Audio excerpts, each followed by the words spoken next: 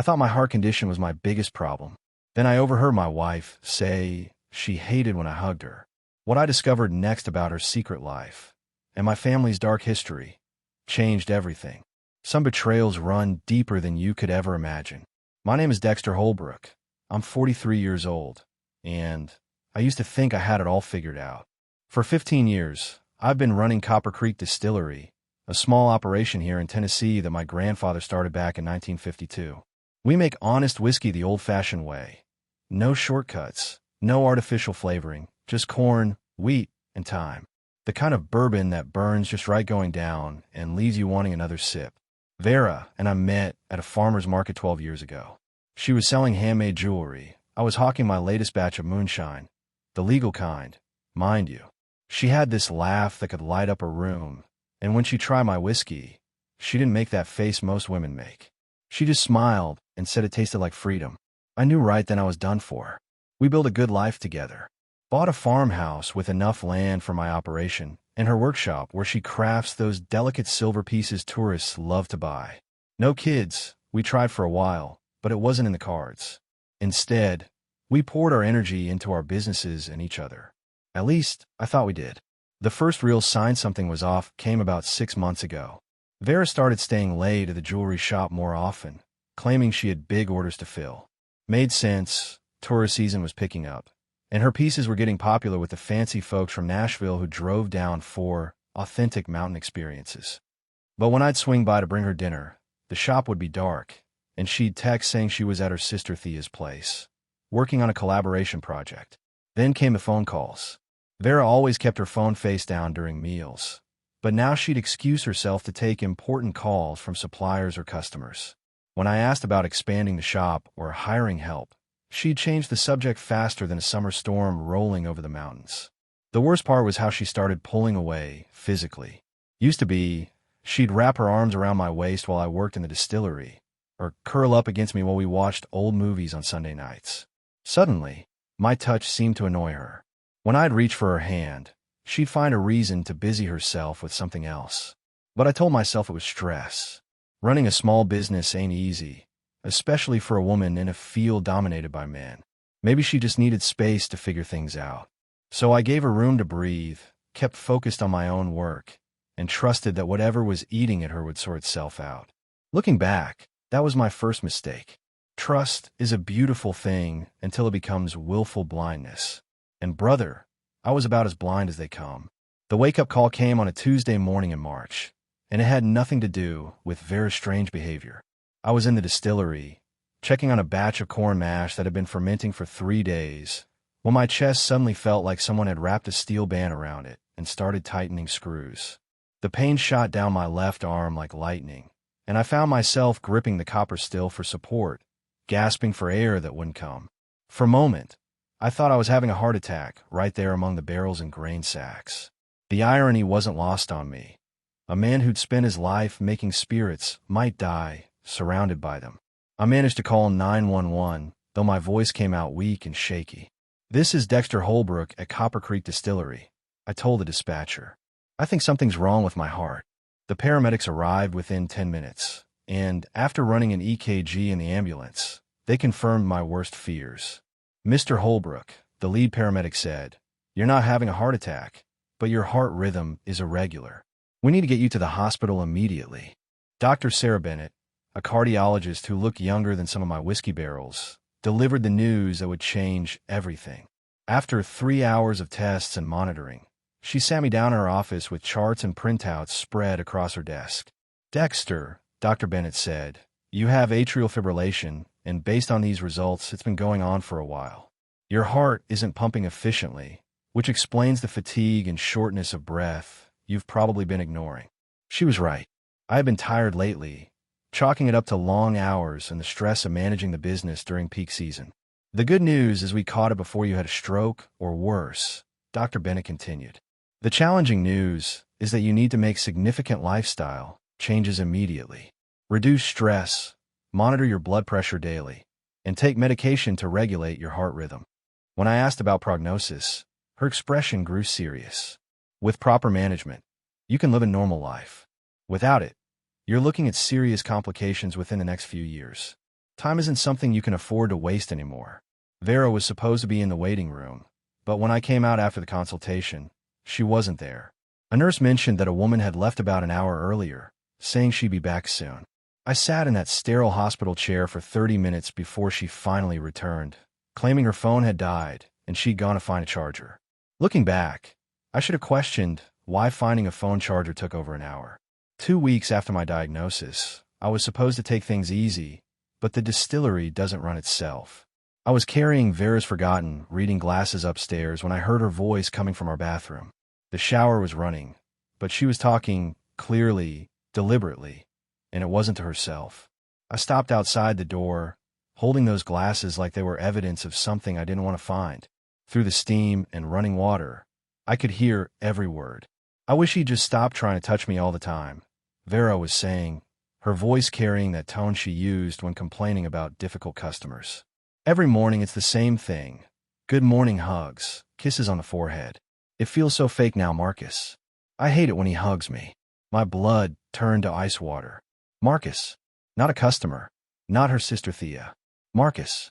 I know, baby. Came a man's voice through her phone speaker. Just hang in there a little longer. Once his health situation stabilizes, we can figure out our next move. My wife's laugh was soft, intimate. You're right. Poor thing doesn't suspect anything. Yesterday, he brought me soup when I said I wasn't feeling well. If he only knew I was actually with you at the cabin. I backed away from that door like it was on fire, those glasses still clutched in my hands. 27 years I've been making whiskey, and I'd never needed a drink more than I did in that moment. But instead of drowning my sorrows, I did something that would have made my grandfather proud. I got strategic. I walked quietly back downstairs, placed the glasses on the kitchen counter where she'd find them, and sat in my workshop with a notepad.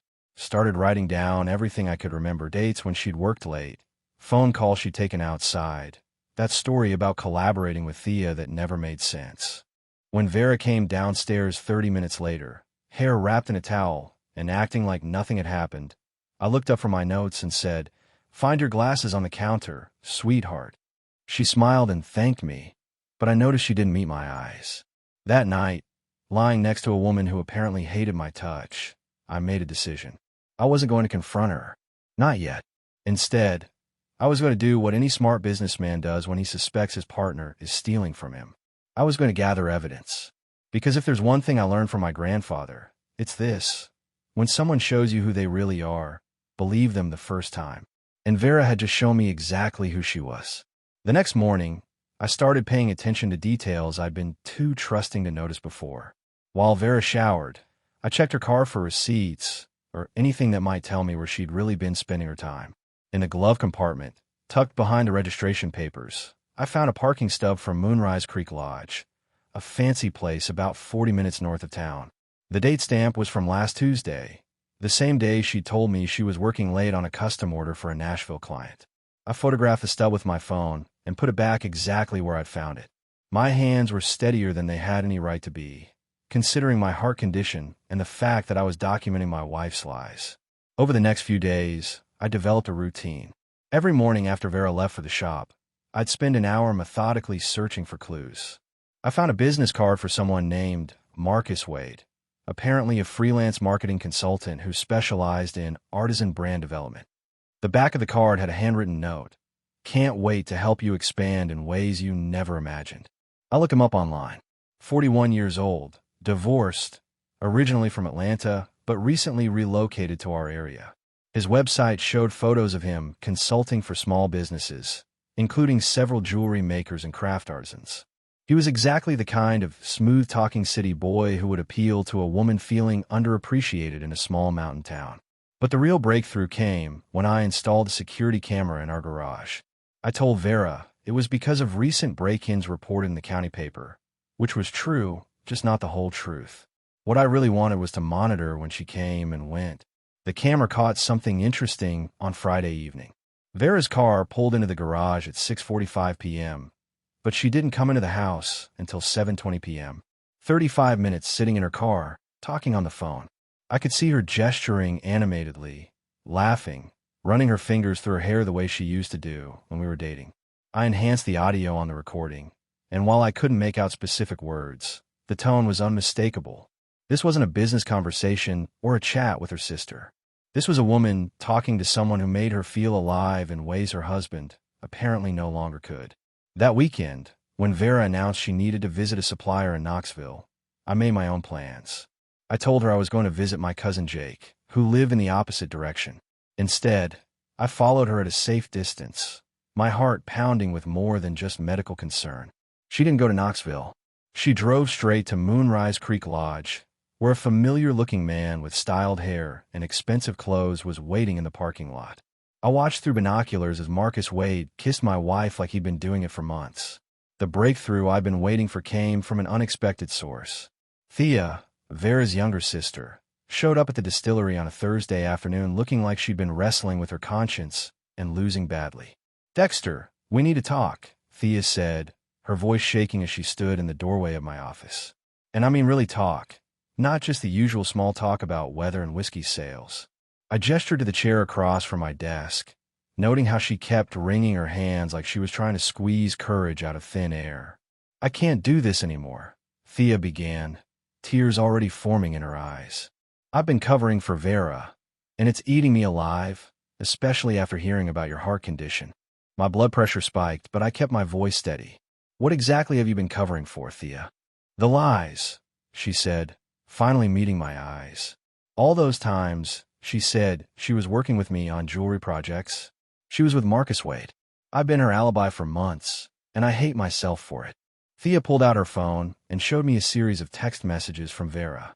The timestamps matched perfectly with several evenings when my wife had claimed to be collaborating with her sister. "Can you cover for me tonight? Tell Dexter we're working on that Nashville order if he asks," read one message from 3 weeks ago. She begged me to help her. Thea continued, wiping her nose with a tissue. Said she was going through a midlife crisis and just needed some space to figure things out. "But then I found out about your heart, and I realized what kind of stress this could put on you." I leaned back in my chair, processing this information with the same methodical approach I used when perfecting a whiskey blend. "How long has this been going on, Thea?" 6 months, she whispered. "Maybe longer." Marcus started coming to her shop regularly, supposedly interested in marketing her jewelry to upscale clients. But I saw them together at a restaurant in Gatlinburg last month, and they weren't discussing business. Thea reached in her purse and pulled out a folded piece of paper. I printed this from her Facebook messages. She thought she deleted it, but I saw it on her computer when I was helping with inventory. The message was from Marcus to Vera. "Can't wait until we don't have to sneak around anymore. Your husband seems like a nice enough guy, but you deserve someone who truly appreciates your artistic vision." Reading those words felt like swallowing broken glass, but I maintained my composure. "Why are you telling me this now, Thea?" "Because you could die," she said bluntly. "Dr. Bennett told my mom at church that heart conditions get worse with stress. Vera's living a double life, and you deserve to know before it kills you." I walked around the desk and hugged Thea, feeling more grateful for her honesty than angry about her previous deception. "Thank you for telling me," I said. "And Thea, don't feel guilty about covering for her. You were trying to protect everyone, but some situations can't be protected from forever." Armed with Thea's confirmation, I intensified my investigation with the precision of a master distiller perfecting a recipe. Every detail mattered. Every piece of evidence needed to be documented and verified. I started by checking our joint credit card statements online, something I'd never bothered with before because I trusted Vera completely.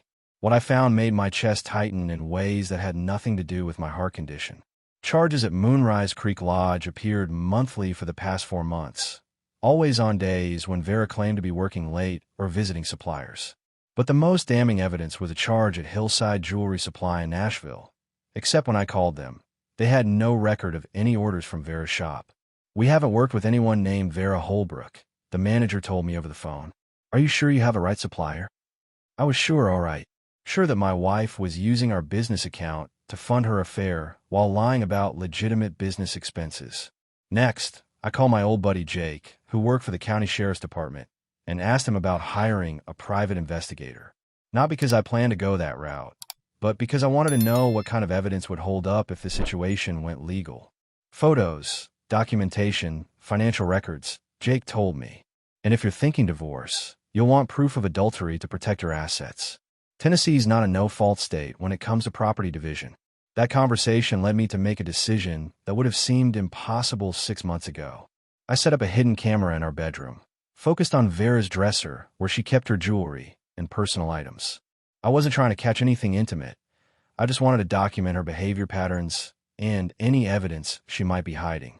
The camera caught something interesting within 2 days.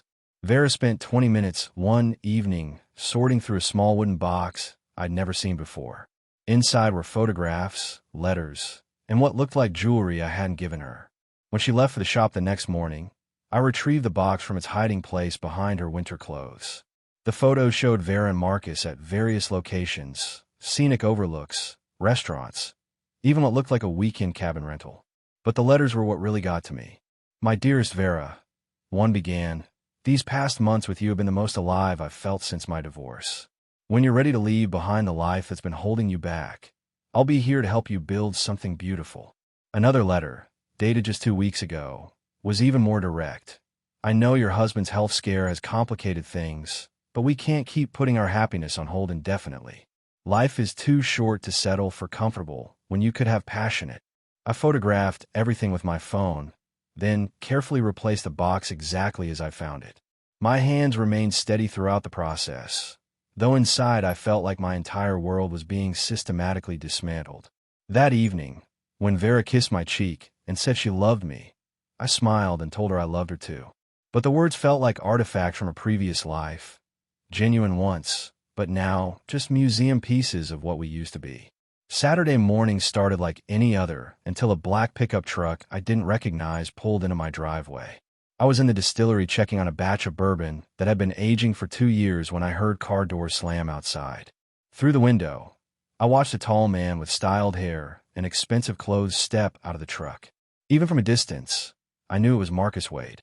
What I didn't expect was the aggressive way he strode toward my front door, like he owned the place. I walked outside to meet him, keeping my movements calm and deliberate despite my heart rate spiking. Years of dealing with difficult distributors had taught me that staying composed was always the better strategy. "You must be Dexter," Marcus said, extending his hand with a smile that didn't reach his eyes. "I'm Marcus Wade. I think we need to talk." I didn't take his hand. "About what?" "About Vera," he said, dropping all pretense of politeness. "Look, I know this is awkward, but she told me you two were separated. I wouldn't have gotten involved otherwise." The audacity of this man standing in my driveway, lying to my face about my own marriage, was almost impressive. I crossed my arms and studied him like I was evaluating a potential business partner who'd just shown me fraudulent paperwork. "Separated?" I asked calmly. "That's interesting. We had breakfast together this morning, and she didn't mention any separation." Marcus's confident expression faltered slightly. "Well, maybe not officially, but she said you two were basically living separate lives, that you barely talked anymore."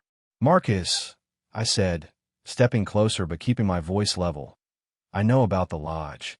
I know about the jewelry box hidden in her dresser. I know about the 6 months of lies. What I don't know is why you think coming to my home and lying to my face is going to end well for you." His face went pale, and I could see him reassessing the situation. This wasn't the confrontation he planned for. "Look, man, I didn't mean for things to happen this way," he said, backing toward his truck. "Vera said you were practically strangers living in the same house." "Well, here's the thing about Vera," I replied, following him step for step. "She's got a talent for telling people what they want to hear. Question is, are you naive enough to believe everything she says, or smart enough to realize you're being played?" Marcus stopped backing up, his expression shifting from apologetic to angry. "You don't know what you're talking about. Vera loves me." "Maybe she does," I said with a shrug. "But if she'll lie to me about you, what makes you think she won't lie to you about someone else?" That hit home. I could see doubt creeping into his eyes, the same doubt that had been eating at me for months. "This conversation is over," Marcus said, reaching for his truck door. "Agreed," I replied. "But Marcus, next time you want to discuss my wife, call first. Better yet, don't." After Marcus left, I called Thea and asked her to meet me for coffee in town. I had questions that only someone who'd known Vera her whole life could answer, and I suspected there were family patterns I'd been too blind to see. We met at Mountain View Cafe, a quiet place where conversations wouldn't be overheard by half the town. Thea looked nervous as she stirred her coffee, like she was bracing for more uncomfortable revelations. Thea, I began, I need to ask you something, and I need you to be completely honest with me. Has Vera done this before? She set down her spoon and looked directly at me. Done what before? Had affairs. Lied to someone she claimed to love. Made her sister cover for her dishonesty. Thea was quiet for a long moment, staring out the window at the mountains that had watched over both our families for generations. There was someone in college, she finally said. Vera was engaged to a guy named Robert. Sweet kid, planning to be a teacher. But she was also seeing his roommate behind his back for months. My coffee went cold as Thea continued. When Robert found out, he was devastated. Vera convinced everyone that she was confused, that she was too young to make such big decisions. Our mother took her side, said it was better to find out before the wedding than after. What happened to Robert? He transferred schools, lost most of his friend group, struggled academically for a year. Last I heard, he became a successful teacher in Colorado, but it took him years to trust anyone again. I absorbed this information, realizing I was seeing a pattern that extended far beyond my marriage. There's more, Thea said quietly. Do you remember when Vera's friend Sarah got divorced 5 years ago? I nodded. Sarah had been Vera's maid of honor at our wedding. Vera was having coffee dates with Sarah's husband during the separation. Nothing physical happened, as far as I know, but she was definitely providing him with emotional support that crossed boundaries. And you know this how? Because Sarah found out and confronted me about it. She thought I was covering for Vera again, which I wasn't, because I didn't know. But when I asked Vera about it, she said she was just being a friend to someone who needed help. I leaned back in my chair, pieces falling into place like ingredients in a recipe I'd never wanted to learn. Thea, is this a family thing? Your mother, your grandmother. She sighed deeply. Grandma Helen left Grandpa twice. Came back both times, but everyone knew she had relationships during the separations. Mama, well, she never technically cheated, but she had what she called special friendships with men from church. Daddy pretended not to notice. So this is generational. It seems to be, Thea said sadly. The women in our family have a pattern of keeping backup plans, of never being fully committed to one person. I thought Vera was different because she seemed so settled with you. She was settled, I said, until she got bored with settled. We sat in silence for a while, watching tourists walk past the cafe window, probably thinking we were just another local couple enjoying a quiet afternoon together. What are you going to do? Thea asked finally. What any smart businessman does when he discovers his partner has been embezzling, I replied. Cut my losses and protect what's left. The showdown I'd been preparing for came on a Tuesday evening when I returned home early from a supplier meeting. I found Vera and Marcus in our living room, sitting on the couch where she and I used to watch movies together, going through what looked like financial documents spread across our coffee table. They didn't hear me come in through the back door, and for a moment I stood in the kitchen doorway, watching my wife and her lover planning what appeared to be the dissolution of everything I'd built. The distillery is worth at least $300,000, Vera was saying, pointing to papers I recognized as our business insurance documents. Plus the house and land, we're looking at close to $500,000 in assets. And you're sure Tennessee law will give you half? Marcus asked, making notes in a leather portfolio. Absolutely, especially with his heart condition, adding sympathy factor to any settlement negotiations. I stepped into the living room, and both of them froze like deer caught in headlights. Planning my funeral already? I asked calmly, though my heart was doing that irregular rhythm that reminded me how much stress I was supposed to avoid. Vera's face went white, but she recovered quickly. Dexter, this isn't what it looks like. Really, I said, walking over to examine the papers they'd scattered around. Because it looks like you're dividing up my life's work with a man you've been lying to me about for 6 months. Marcus stood up, trying to look authoritative. Dexter, we need to discuss this like adults. Adults. I laughed, the sound echoing off the walls where our wedding photos still hung. Adults don't sneak around planning financial strategies in other people's homes. I walked to the mantelpiece and picked up our wedding photo, studying it like I was seeing it for the first time. You know what I realized, Vera? I said, still looking at the younger versions of ourselves. I overheard you months ago saying you hated when I hugged you. At that moment, I should have quietly walked away from your life instead of trying to save something that was already dead. I set the photo down and turned to face them both. But here's the thing about that $500,000 you're counting. It's all tied up in a business that requires my expertise, my reputation, and my relationships to function. Without me, Copper Creek Distillery is just expensive equipment and empty barrels. Vera's confident expression started to waver. You can't just shut down the business out of spite. I'm not shutting it down, I replied. I'm selling it. To my cousin Jake, who's been wanting to expand his operation for years. The sale closed this morning. The silence that followed was deafening. You can't do that without my signature, Vera said, but her voice lacked conviction. Actually, I can. The business is in my name only. Remember? You never wanted the paperwork headaches. Marcus looked between us like he was watching a tennis match he didn't understand the rules for. So here's how this works. I continued. You can have the house. I've already moved my personal belongings to Jake's place. But the business, the equipment, the client relationships, those go with me. 6 months later, I was standing in the tasting room of my new distillery, 40 miles east of where Vera and Marcus were probably still trying to figure out how to monetize my old equipment. Jake had been right. Starting fresh was exactly what I needed. The new operation was smaller but more efficient, and my heart condition had stabilized once I eliminated the stress of living with someone who saw me as an obstacle to her happiness rather than a partner in building something meaningful. Thea visited regularly, bringing updates I didn't ask for, but secretly appreciated. Vera and Marcus had tried to make the old distillery work, but without my supplier relationships and expertise, they'd run it into the ground within 4 months. The bank had foreclosed, and they'd lost everything. She called yesterday. Thea told me as we sampled my latest batch of bourbon. Wants to know if you consider reconciliation. I poured myself a small glass and savored the smooth burn of properly aged whiskey. What did you tell her? That some bridges burn so completely there's no point in rebuilding them.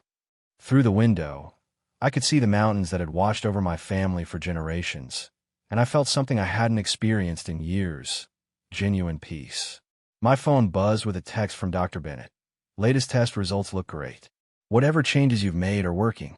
Keep it up. That evening, I called my cousin Jake to discuss expanding our distribution network. As we talked business, I realized something profound had shifted in my life.